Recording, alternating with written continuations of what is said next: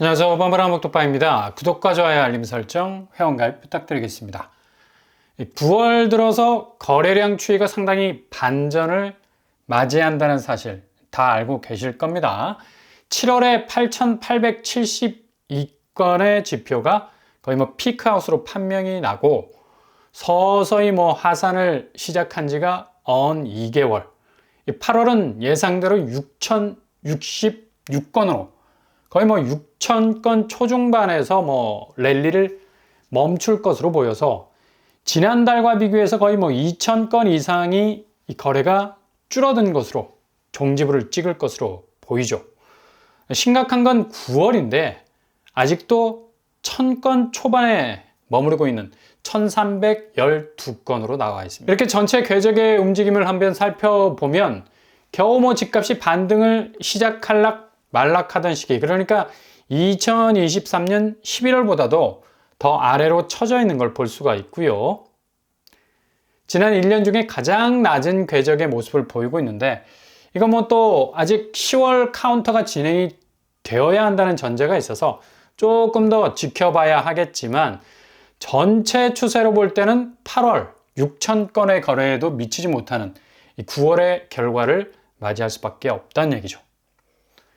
이게 지금 거래량 추이가 급속도로 줄어버리고 있는 건 일일 거래량, 그러니까 단기적으로 훅 하고 치고 들어오거나 아니면 쑥 하고 빠져나가는 수량들이 극과 극을 이룰 만큼 상당한 파이의 차이를 보이고 있는 건데, 주말만 되면 바짝바짝 말라가는 일일 아파트 거래량, 특히 서울 쪽은 거의 한 자릿수에 머물러 있는 걸 볼 수가 있죠. 그러니 이 데일리 정말 신선한 빵이 팔려나가지 못하고 그냥 카페 진열장에 짱 박혀 있다는 건데, 이렇게 거래가 한 자릿수로 매주 빨랫줄에 걸려 있게 되면 아니 날씨라도 좋으면 건조라도 빨리 돼서 회전율이 높아지지, 계속해서 눅눅하게 매달려 있어야 하니까 더욱 거래량은 줄어들 수밖에 없는 형국으로 간다는 얘기죠. 당연히 매수, 매도, 시장 동향의 결과를 내놓은 KB에서의 줄다리기는 역시 매수 우위 지수가 35로 나오고 있고, 전주 대비 조금 줄었다 하지만 겨우 1.5% 정도 간격으로 벌어지지 않았고요. 매도세는 거의 70%에 육박하는 68.8%를 찍고 있습니다. 이렇게 매수, 매도 우위 지수의 간격이 점점 벌어지게 되는 건 지난 2달간 매도세가 상당히 매수세를 밟고 있으면서 호가를 높일 수 있는 집값 상승 모드 랠리를 이어왔기 때문인데, 매수세가 그동안 불리한 측면이 있었죠.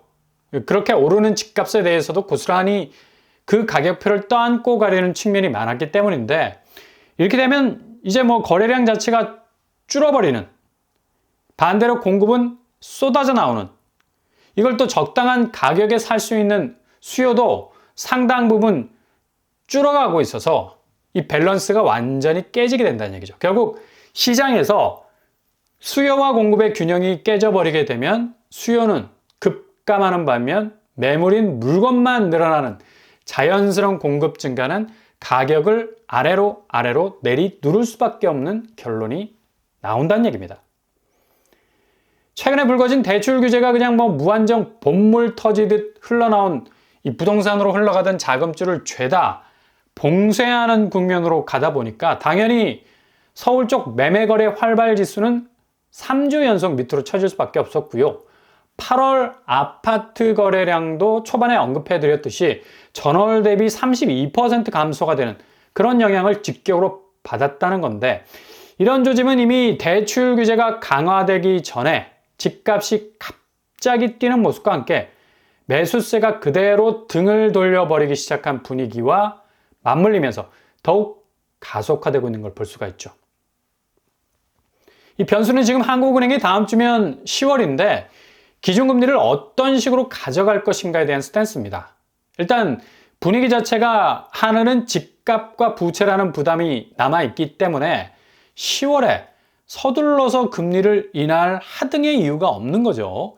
최근에 발표한 금융안정보고서에서도 갑작스러운 금리 인하는 오히려 지금 약간 주춤해진 집값을 더욱 자극할 가능성이 있어 보이고, 동시에 부채는 집값 뛰면 당연히 따라오는 거 아닙니까?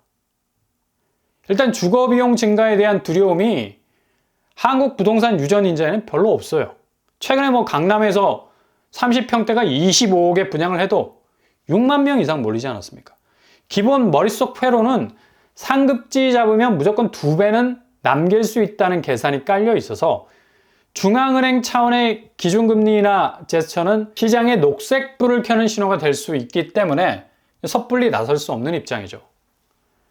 아무리 내수 경기가 침체 국면에 있어도 이건 뭐 고금리 때문이라는 뭐 단순 도식은 전혀 먹히질 않고 있고요. 금리가 그렇게 올라간 것도 시중에 현금이 너무 많이 풀린 거고 과도한 유동성을 잡기 위한 것이었는데 다시 뭐 금리를 올린다는 건 기본 취지에도 맞지 않을 뿐만 아니라 하늘이 중심을 잡아야 할 물가 부분에서도 전혀 캐치를 하지 못하는 그냥 뒷덜미만 보고 쫓아가야 하는 상황이 전개가 될 수 있기 때문인데 물가 상승에 대한 부담도 뭐 기본 깔려 있고요. 폭등하는 집값과 폭증하는 부채의 내관을 건드릴 수 있는 여지가 충분하다는 얘기죠.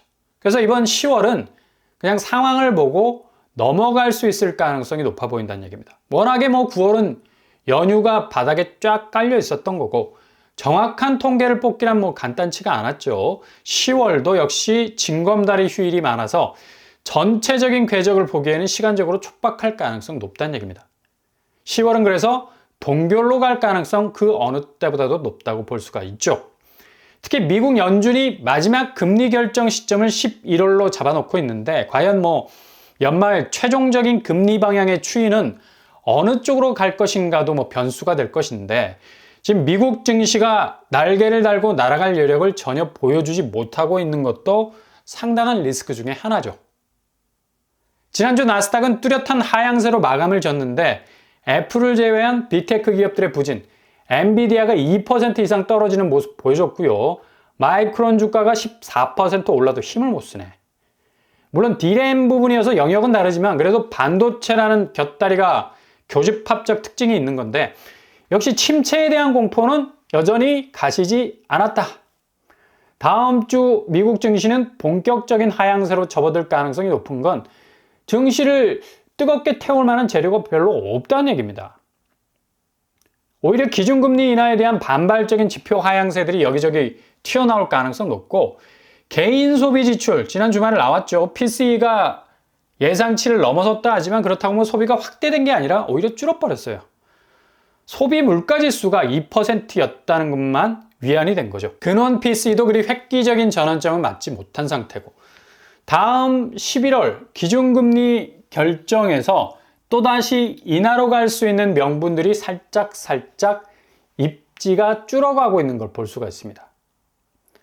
그리고 10월 초에 발표가 될 미국 비농업 부분 고용지표가 거의 뭐 핵심 포인트가 될 수 있을 가능성이 높은데 이게 지난번에 예상치보다 훅 하고 낮게 나와서 미국 증시가 단기간 안에 블랙 먼데이라는 블랙홀 속으로 빠져들어갔었죠. 주가가 엄청나게 빠지는 모습을 보였는데 이게 또 최대 변수가 될 수 있는 상황이 벌어질 수 있다는 얘기입니다. 지난번에 16만 4천을 예상을 했는데 14만 2천 건으로 고용지수가 확 떨어지는 지표를 보이면서 거의 증시는 멘탈 붕괴에 빠져버렸었고 이번 10월 4일 그러니까 금요일에 발표가 될 예정인데 비농업 부분 고용지수 상당히 간보기 장세가 계속해서 이어질 것으로 보입니다.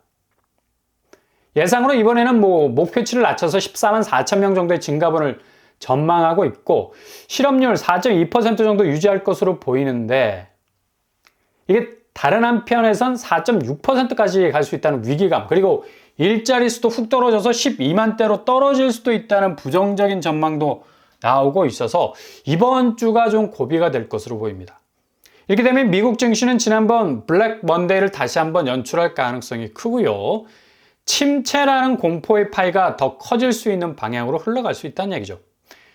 동시에 다시 연준이 빅컷이라는 커다란 규모의 금리 인하를 해야 하는 것 아니냐 의구심이 들기는 하는데 당장 뭐 침체 국면에서 다시 금리를 크게 내리는 건 가장 부담스러운 게 지금 11월 그러니까 당장 다음 달에 있을 미국 대선 트럼프냐 해리스냐 결정이 나는 중요한 일정이 기다리고 있어서 일단 해리스는 중산층 결집, 트럼프는 무역에서 관세 부분에서의 포인트, 서로 엇갈리는 정책들이 혼재해 있는 상황인데 지켜봐야 할 것으로 보이고요. 미 연준이 더 이상 독자적으로 금리를 움직이기에는 이렇듯 정치적인 변수가 있어서 상당히 신중할 것으로 예상이 됩니다.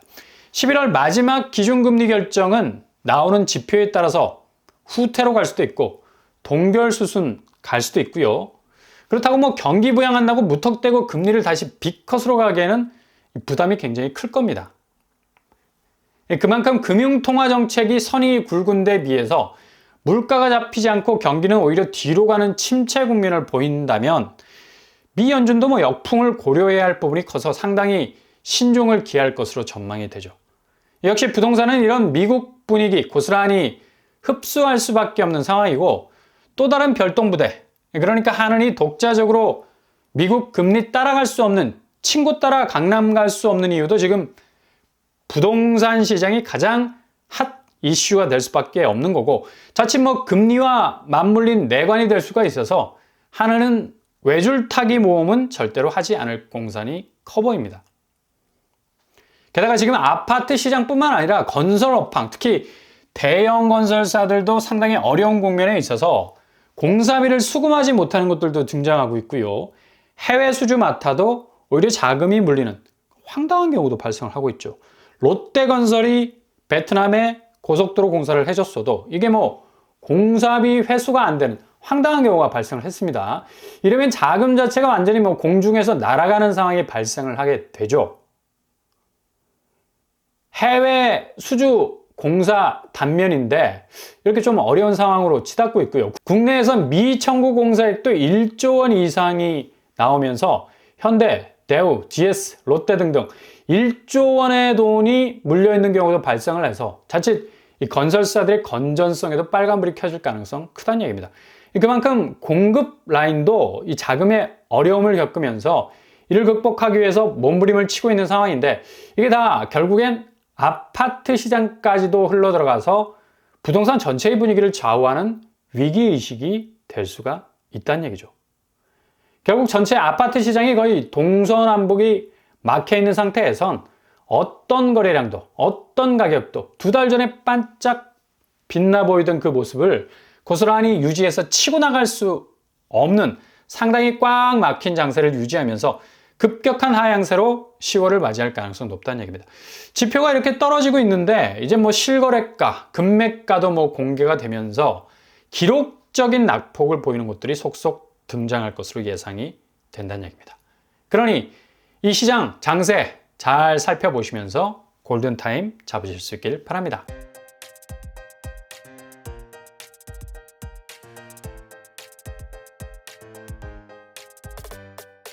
오늘의 부동산 캐릭터죠. 확실히 건설사들의 이 자금 융통이 어느 때보다도 어려워지면서 당연히 해외 수주에서 수금이 되어야 할 자금도 막혀버리게 되면 그냥 뭐 뒤통수를 맞을 수밖에 없는 건데 지금 부동산 시장은 개인이 대출로, 기업이 사업성 악화로 전방위적인 자금 경색 국면 조성이 되고 있죠.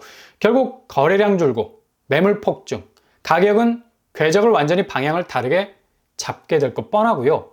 미국이 급격하게 나가지 못하는 것도 미 대선이 맞물려 있어서 연준의 고심도 커질 수밖에 없고 한은은 더욱더 집값과 부채 때문에 걱정이 한 짐이 될 가능성이 높다는 얘기입니다. 결국 집값과 부채 국면을 풀어갈 뾰족한 묘수가 없는 게 현실이죠. 오늘도 응원합니다. 항상 여러분의 길이 꽃길만 되실 수 있기를 바랍니다. 자, 오빠 한번 똑바로 마치겠습니다. 구독과 좋아요 부탁드립니다. 감사합니다.